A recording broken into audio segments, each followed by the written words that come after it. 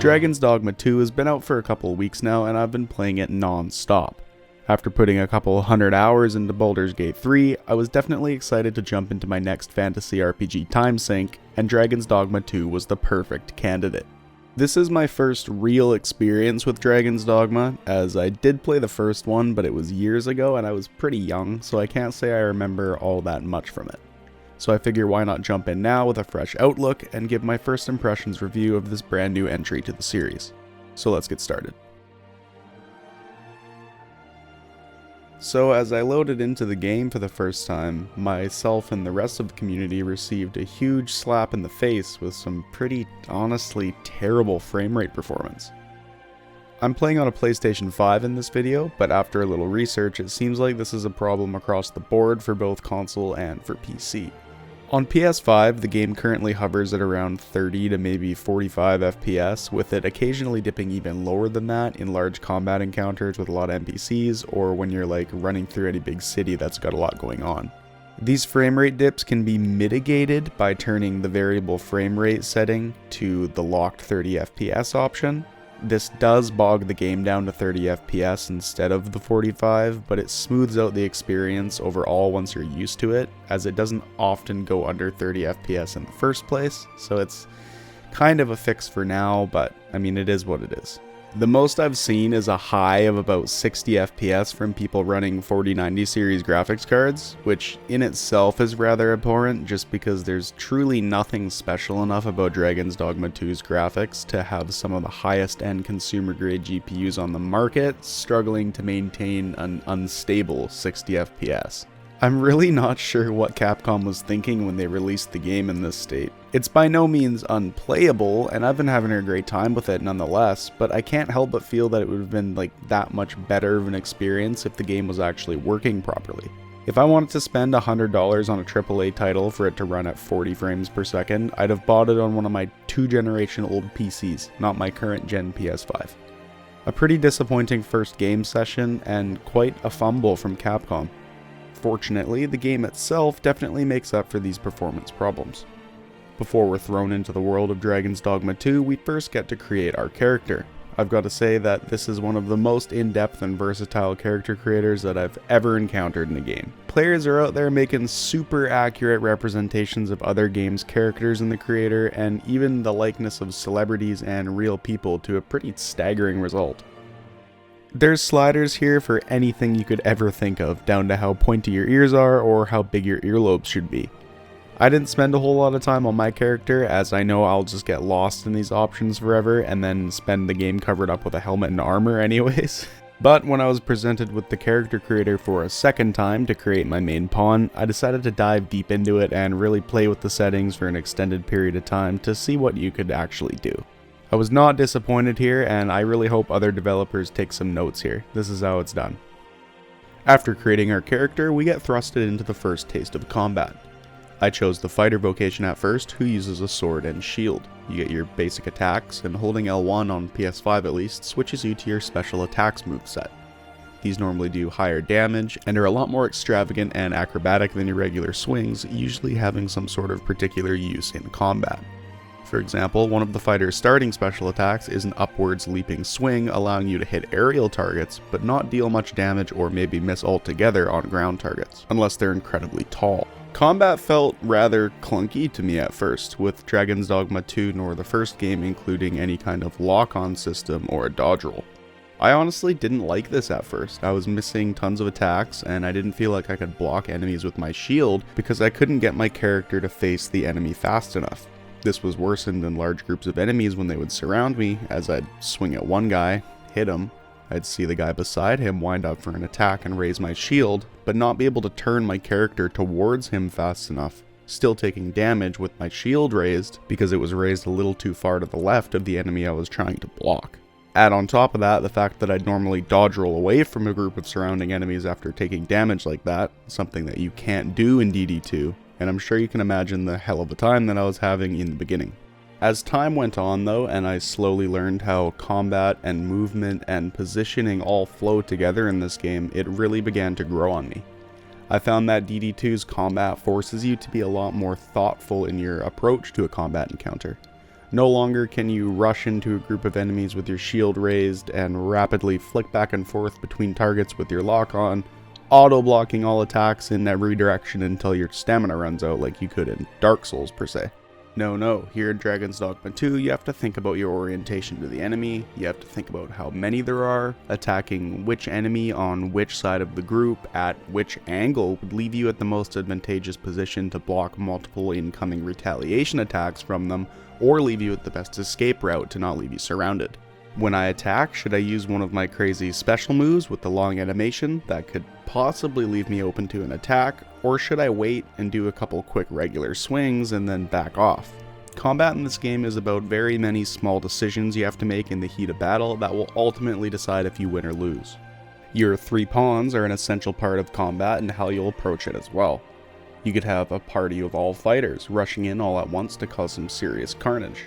Maybe you have an archer or a mage and let your ranged damage dealers chip off an enemy's health long before you even engage it.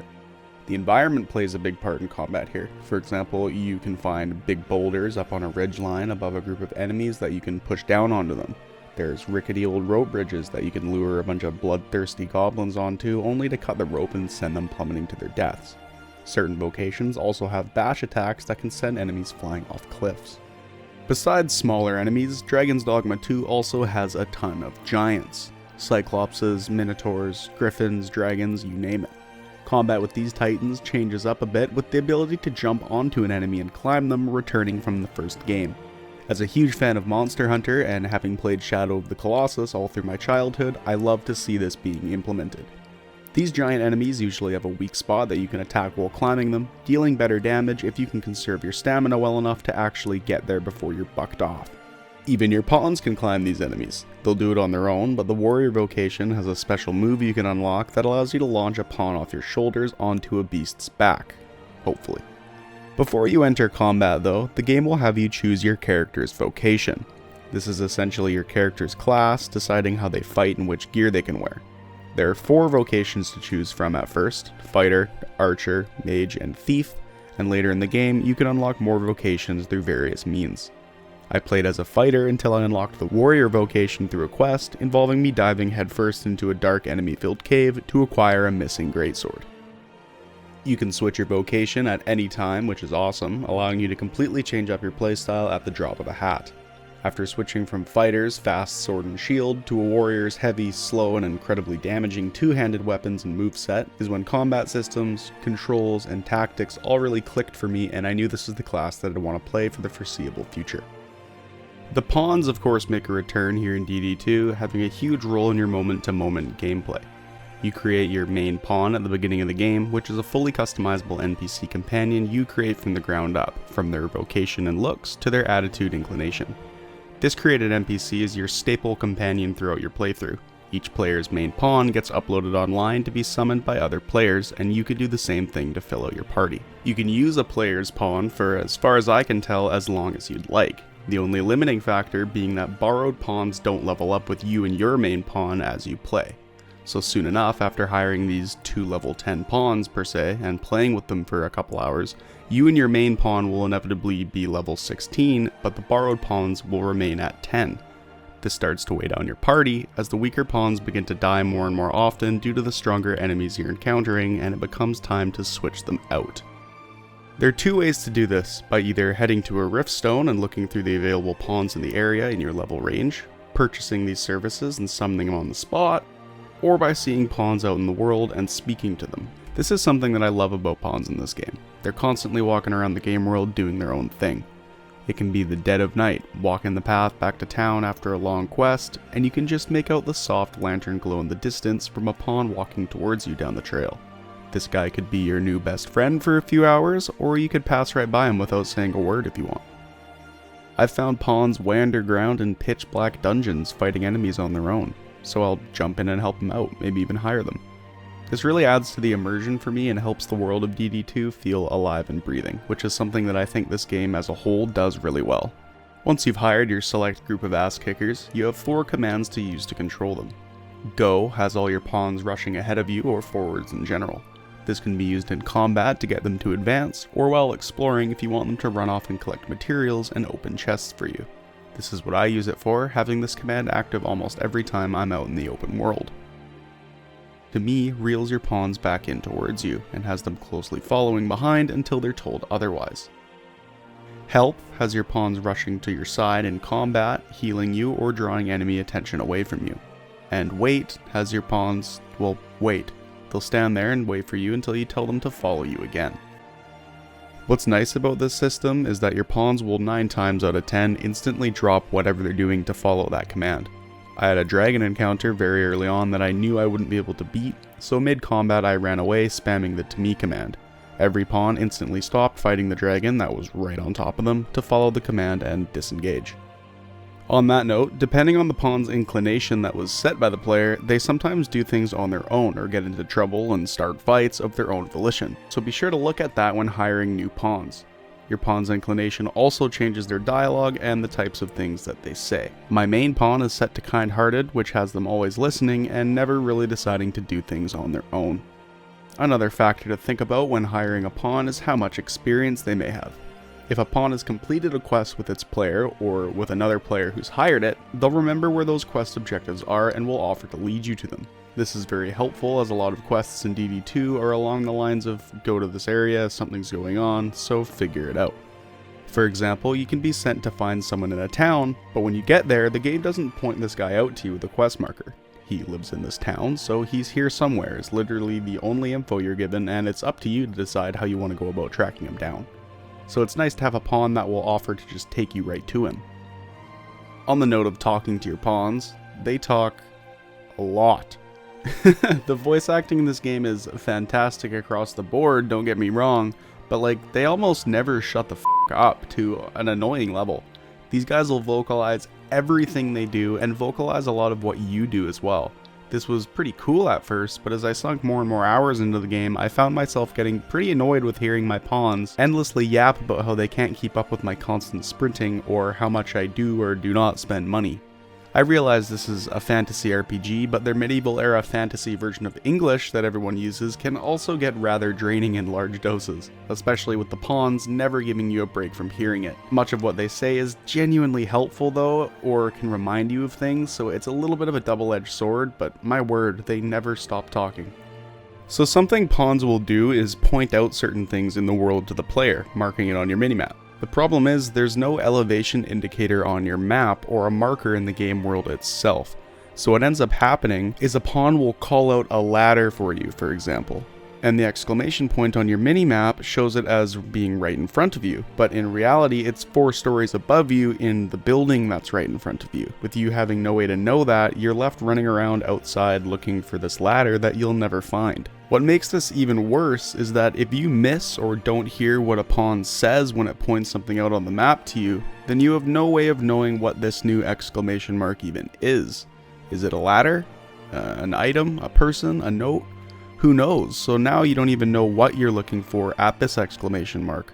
Add on the fact that there's no indicator for what elevation this thing is at, and good luck actually finding anything that these guys try to point out to you.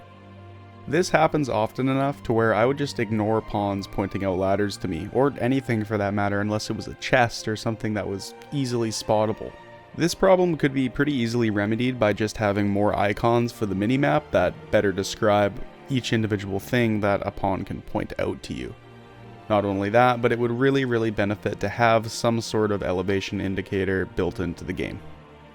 Another problem that I'm seeing is the rate of NPC and object pop in and pop out. While you're running through a town, NPCs will spawn in like literally 3 feet in front of you, and sometimes even worse, they'll pop in and start talking to you. So it really blindsides you when you're running through town and somebody just appears in front of you and throws you into a dialogue screen. Speaking of dialogue screens, NPC faces and their lip movements and facial expressions during dialogue are kinda straight out of 2007. I understand that somewhere something's gotta give, but these just aren't very good.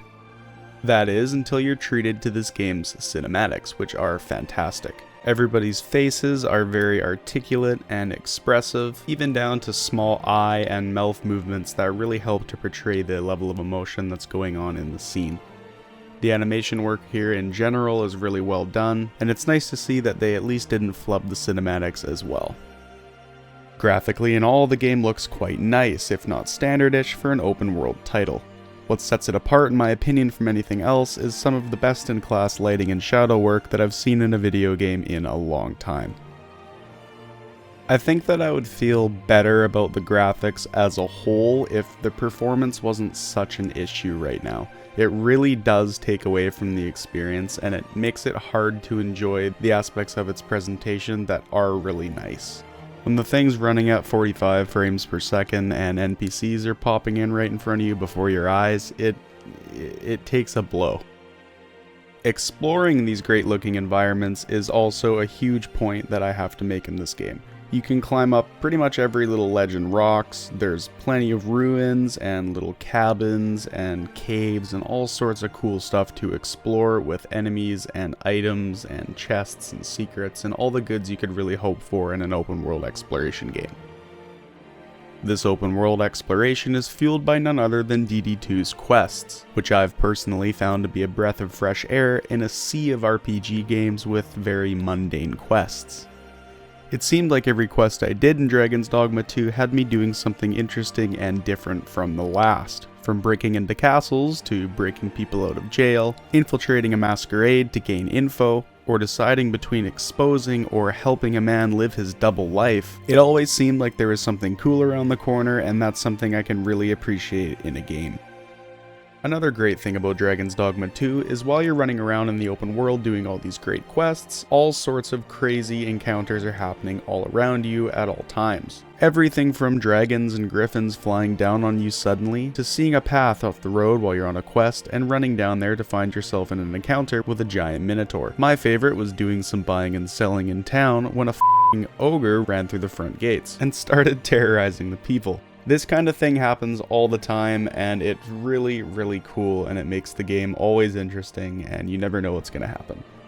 So to wrap this video up, I can say that I do really like Dragon's Dogma 2, and I think it is a fantastic game. But I can't right now in good conscience recommend that you go out and buy it with the performance issues that it currently has. Games are just too expensive nowadays, and people work way too hard to spend their money on a product that, in my opinion, isn't finished and probably shouldn't have released. At least not like this. I know that I was able to look past it, and I think a lot of people probably can too, but I know a lot of people also won't be able to do that, and it's just not worth it right now.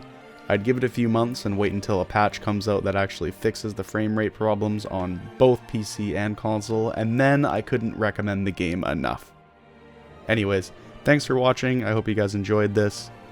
This will be the first video that's up on this channel. I've got a super incredibly long Resident Evil 4 video that's going to come out in the next couple weeks that I've been working on for like months now, and I just wanted to get something else out there while Dragon's Dogma was still new, so I figured that this would be a good topic to start with. So again, thanks for watching, and I will see you guys in the next one whenever that is.